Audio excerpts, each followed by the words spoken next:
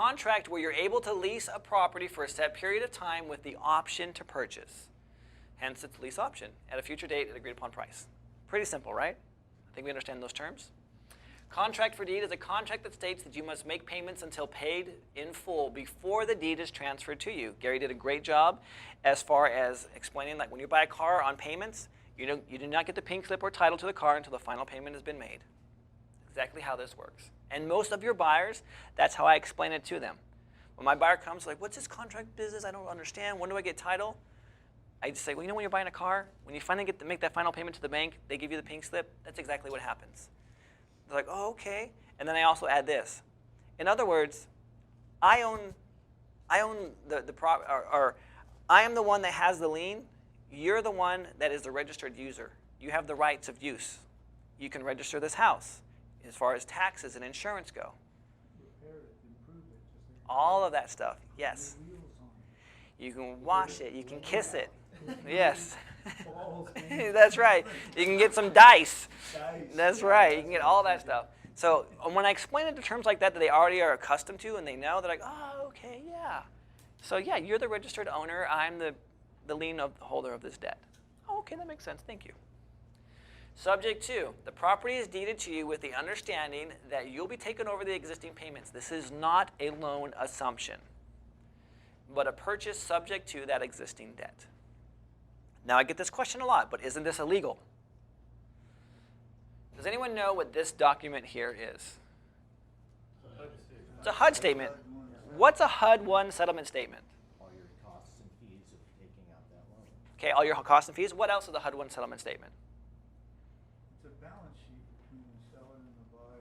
Yeah, when you buy a property, this is prepared. What does HUD even stand for? Housing and urban development. Who prepared? What kind of entity is that? Federal agency. So the federal government makes sure that every transaction that happens through a title company has this HUD statement prepared. Federal government has a line item 203, existing loans taken, subject to. Would the federal government have a line item for something that was illegal in their HUD form? They wouldn't. Answers the question, is this taken property subject to illegal? Absolutely not. Or that line item would not be there. I bet you 99% of people do not even know that. I had, funny you should say that, I had a mortgage company for a number of years. I didn't even know that. And I made hundreds and hundreds of mortgages. And not once did I ever go, what's this one here? All I cared about, just like everybody else, is how much am I getting paid? How much is going to the seller? That's all it is. How much do I, or actually it was, how much do I have to bring to the table? How much are they getting? That's it. That's exactly what it was. And so this was pointed out to me. I'm like, holy crap, look at this. So when I bought my first property in Savannah, Georgia, I got my HUD statement, and it said, there's property taken subject to this existing debt. Whoa, lo and behold. What was that? I'm like, ta-da! Okay, so what about this? But what about the due on sale clause? What is this whole thing about? What is due on sale clause? What is that? There's a sale or transfer of title that the mortgage company has the right to demand the full balance of the loan due. That's right. We saw this, we heard this happening during the Great Depression. All of a sudden the banks were like, oh crap, there's a run on the money, taking the farm back. They then put in some procedures that says, no, you can't do a due on sale if the loans are current. The only thing you can do is if the loan has transferred ownership, you can call it due, or if they are behind on payments, how many months? 3 months. Notice the default can accelerate the clause, can accelerate this sell clause to take the property back. Excuse me. So, are we cool here? All right. I have a property in South Carolina. This just happens to be a VA loan through this bank, PNC Mortgage. You guys familiar with that bank? It's a large bank. It's not a small bank, it's a large bank. I all of a sudden received this letter, and I read it, and I'm like, holy crap, what happened? Like, I seriously thought, I'm like, oh my gosh, I'm going to jail. They found out. They found out that I've transferred this mortgage from this guy into my name. I'm losing this house. I can't believe it. This guy paid me money. He trusted me. I'm such a fraud. And I threw the letter away. I'm like, I can't deal with this thing. It's too much pressure. I got to just go. Fortunately, I keep all my trash for about 2 weeks before I take it to my shredder. I'm swimming, and someone's like, Ryan, go read that letter. So I go back, I read this letter, and I realize that I had reread it wrong. Or I didn't understand it fully. So I reread it, I'm like, oh, it's not saying what I thought it said. This is what it says. It says, because our mortgage is in your name, talking to the original borrower, you must also be listed on the policy. So this is from the insurance company. Okay? So my insurance company sent them a policy for new insurance. And they came back and said, bam, because you're listed on it, you also have to be listed on the policy. If you have sold this property on a land contract, what's a land contract? Contract for deed. Seller financing. If you've transferred your interest in this property, the insurance agent for the party occupying the property must list you as an additional insured. What did they just say? How to fix it and what else? It's okay. It's okay, man. It's okay, brother. Just give We some don't, money. we don't care. If you've done this, hey, no big deal. We need this additional insured. Make sure they add you as an additional insured. And you know, if someone else takes over the management of that for whatever reason, they can come after you because they put in writing that it's okay. It's right there. It's documented. Yeah. Hey, you knew about it, you didn't care. You can't come after me. That's right. Letter to you or the original seller, or the original owner? It's to the original owner whose address from the QWR Yeah, is at my house. because they changed, yeah. Yep.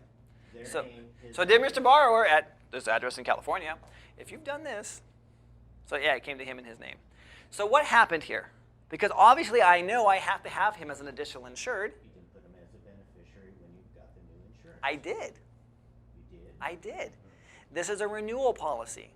For whatever reason, when the renewal policy went to the lender, it just he fell off. He was not listed as an additional insured. Slipped right past me, obviously, because I never saw it. It just automatically gets renewed. And that's when this came. Scared the crap out of me. Did you have to call your agent to find that out? Oh, I did. I said, hey, Sandra, what's going on? Look, it says, emailed Sandra and has the date. I'm like, Sandra, what's going on here? And she's like, I don't know. Let me look and see. She's like, oh, my gosh, it fell off. Let me fix this. Sends it over. No big deal. Never heard from them again. This was 2 years ago. Yeah, August 2016. I'm like, I'd owned the property for a year at that point. And by the way, this borrower, or this guy who I bought the house from, he paid me $8,600 to take his house from him. Okay. What? Yes. So there are cases where you can have the seller pay you money to take the property off their shoulders. So he paid me $8,600, and part of the reason was like, look, man, I don't ever want to see this house again, and I never want to see it go negative. I never want to see, me missing a payment on it or anything like that. Here's some money as my insurance policy. Hey, man, no problem. This was a house that I was swimming, where I got the revelation. I'm like, I can't let this house go negative. I cannot miss a payment. How am I going to support 30? It was like, oh gosh, like $2,500 a month payments on a house that went from $1,100 to like $2,500. It was crazy. Yeah, so I was like stressing about this because the guy paid me money. But anyway, I digress. Banks are cool with it. Why? Because they want their money. There's another reason why, but we'll talk about it in a minute. Garn-St. Germain Act of 1982. The owner, so this is the law that is on the books. The owner of record may transfer their interest in the property from their given name to a trust without triggering the due on sale clause in most mortgage contracts. Hence, a land trust. No trigger. Not going to happen, guys. Why do you think I also have them as the beneficiaries?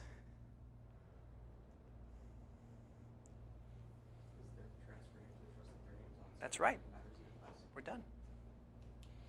One other reason why this would never happen. You can argue, but interest has changed, all of this stuff. Okay, fine. Due on sale.